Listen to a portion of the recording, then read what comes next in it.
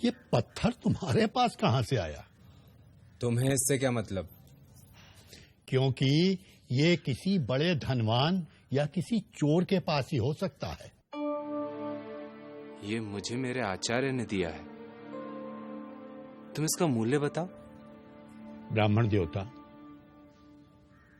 मैं तो एक मामूली जौहरी हूं। शायद बड़े बड़े जौहरी भी इसका सही मूल्य नहीं आंक पाएंगे। जितना मैंने अपने बाप दादाओं से सीखा है, उसके आधार पर कह सकता हूं कि यह एक दुर्लभ रत्न है। जरूर किसी सम्राट ने गुरु दक्षिणा में तुम्हारे आचार्य को यह रत्न दिया होगा। इस गांव में तो क्या, राजधानी में भी मुश्किल से कोई इसका मूल्य दे पाएगा या खरीद पाएगा। जौहरी इसे बहुमूल्य बता रहा था, और दूसरों के लिए ये पत्थर। आपने जानते हुए कि ये मूल्यवान है, मुझे इसे दूसरों के पास बेचने के लिए क्यों भेजा आचार्य? ताकि तुम ओम का मूल्य जान सको। जैसे इस पत्थर का मूल्य हर कोई नहीं जान सका, यानी इसका मूल्य गुप्त है, हर कोई उसे नहीं आंक सकता। केवल पारखी आंखें ही पहचान सकी कि यह पत्थर नहीं, रत्न है। उसी तरह ओम भी एक रत्न है जिसका मूल्य गुप्त है। जो नित्य ओम जप रहे होते हैं, वे भी इसका मूल्य, इसका रहस्य नहीं जान पाते। जो नित्य ओम जप रहे होते हैं, वे भी उसका मूल्य, उसका रहस्य नहीं जानते। यह कैसे संभव है सूत्रधार? है ना मजेदार बात? शायद इसीलिए ओम का महत्व समझाने के लिए पुराणकारों ने एक अद्भुत कथा की रचना की। भारतीय पौराणिक परंपराओं के जाने पहचाने पात्र और कथा ओम के अर्थ की। प्रजापति, प्रजापति, प्रणाम प्रजापति। मुझे आपसे एक प्रश्न पूछना है। पहले सांस तो ले लो। पूछो, क्या पूछना है? सभी कहते हैं कि प्रजापति के पास सारे प्रश्नों का उत्तर है। क्या आपके पास है? तुम्हारा प्रश्न क्या है? ओम का अर्थ क्या है? यह कैसा प्रश्न है? क्या आपको ओम का तात्पर्य पता है? नहीं ना? तो मैं पार्वती पुत्र आपको अपना बंदी बनाता हूं। चलिए मेरे बंदी बनिए।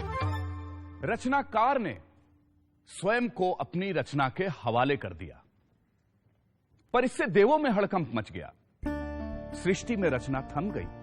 क्षण भर में फूलों ने खिलना बंद कर दिया, पेड़ों ने फल देना बंद कर दिया। परेशान देवों ने सृष्टि के संहारक शंकर से गुहार लगाई, और देवताओं की प्रार्थना पर आशुतोष शिव ने कार्तिकेय से पूछा, कार्तिकेय, तुमने प्रजापति को बंदी क्यों बना रखा है? जिनके पास सभी प्रश्नों का उत्तर होना चाहिए, उनके पास मेरे प्रश्न का उत्तर नहीं है। बंदी मैंने नहीं, उन्होंने स्वयं को बनाया है। क्या जिसे ओम का अर्थ नहीं पता, वो अज्ञान के अंधकार का स्वयं बंदी नहीं? क्या तुम्हें ओम का अर्थ पता है कार्तिकेय? क्या आपको ओम का अर्थ पता है पिता? मैं तुमसे जानना चाहूंगा। तो उसके लिए आपको मुझे अपना गुरु स्वीकार करना होगा। ठीक है, मैं तुम्हें अपना गुरु स्वीकार करता हूं। कहते हैं पुत्र ने पिता को उनकी गोद में बैठकर ओम का अर्थ बताया। देवताओं के सेनापति कार्तिकेय ने भगवान आशुतोष को ओम का जो अर्थ बताया है, वह मैं तुम्हें बता रहा हूं। ओम एक अक्षर है, एक शब्द है। यह ध्वनि या नाद भी है। ओम में 3 ध्वनियां हैं जिन्हें मात्रा कहा जाता है। वे हैं अ, उ और म। जब अ और उ मिल जाते हैं तो ओ बनता है, और जब इस ओ से म जुड़ जाता है तब ओम बनता है। किसी भी व्यक्ति की, चाहे उसकी मातृभाषा कोई भी क्यों ना हो, जब वह उच्चारण के लिए मुंह खोलता है तो स्वाभाविक अकार की ध्वनि ही निकलती है, और जब वह उच्चारण के अनंतर मुंह बंद करता है तब केवल मकार की ध्वनि सुनाई पड़ती है। और जब वह ओटों को पास लाकर मुंह को आधा खुला और आधा बंद रखता है, तब ऊकार की नैसर्गिक ध्वनि सुनाई पड़ती है। यानी जब मुंह खोलते हैं तो अ, मुंह बंद करते हैं तो म, और दोनों के बीच ऊ की ध्वनि सुनाई देती है। इसलिए सारी भाषाओं की सारी ध्वनियां, चाहे वे स्वर हों या व्यंजन, वे सब ओंकार के अंतर्गत ही आती हैं। इसलिए ओम विशिष्ट वैश्विक ध्वनि है।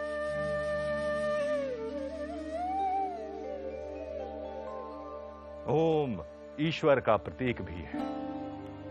मांडुक्य उपनिषद के अनुसार जागृत अवस्था का समग्र जागृत प्रपंच ओंकार की प्रथम मात्रा अ से अभिव्यक्त होता है।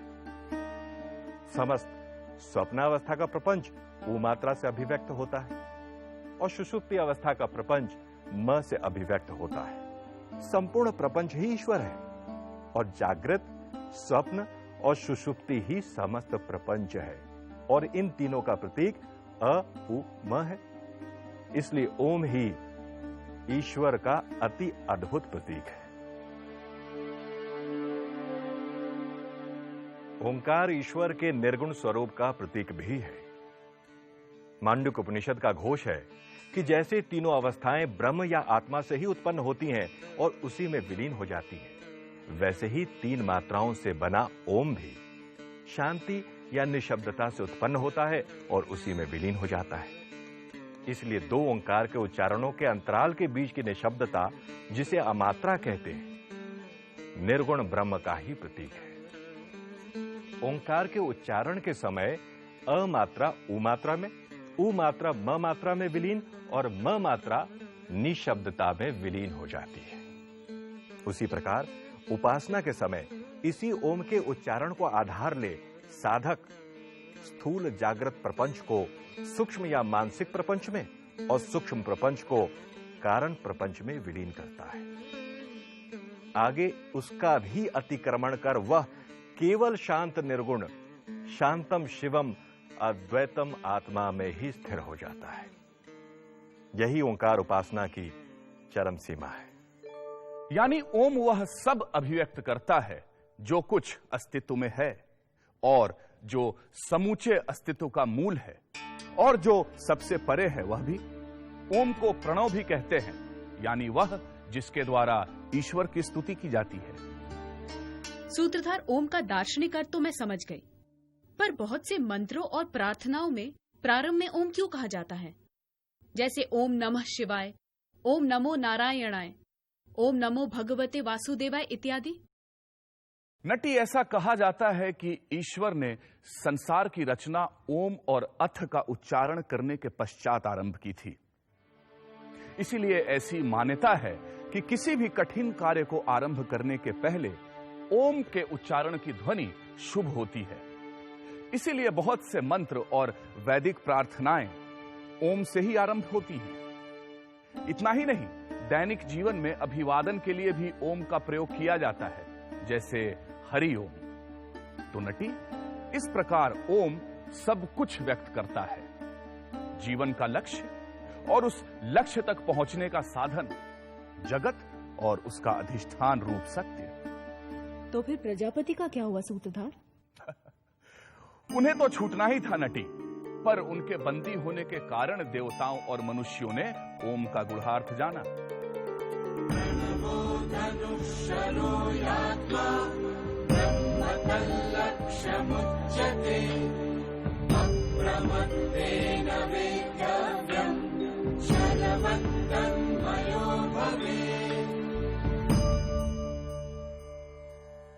ओमकार धनुष है, जीवात्मा बाण है और अक्षर ब्रह्म उसका लक्ष्य कहा गया है।